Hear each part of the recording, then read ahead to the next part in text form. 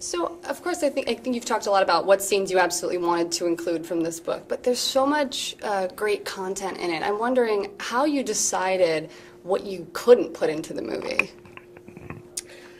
Mostly when we were editing, we were trying to get down to how we could tell the story convincingly, you know, who she ends up with, how she gets there, who she doesn't end up with. All of those moments that sold that, we had to keep in.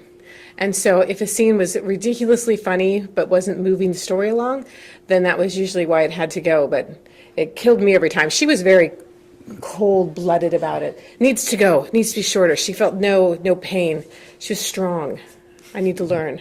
I'm just used to making comedies that are 90 minutes. It's all I've ever done, and it's how we write, and it's how we operate, and I think a comedy should be, you know, it should be lean and tight, and it's all about timing anyway.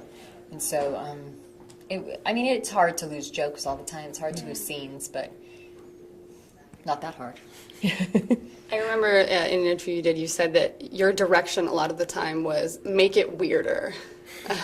How does one make a scene weirder or make the content of the film weirder? I think because everyone's playing an exaggerated character already, it was easy. We could heighten it all because they were all play acting, and so they can be characters of themselves.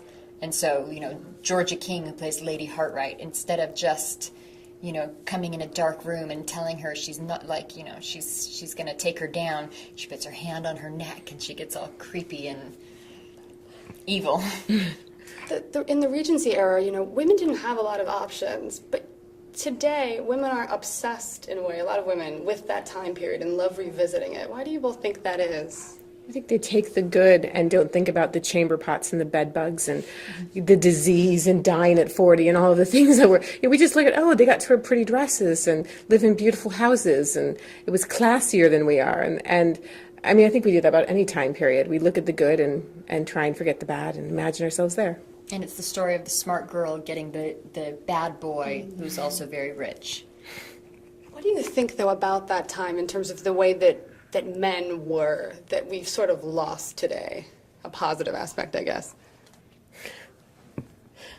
I mean, they were gentlemen. They wouldn't treat a woman. I mean, and there were obviously going to be exceptions. There were going to be people who did horrible things, but in general, it wasn't accepted by society for them to treat women badly.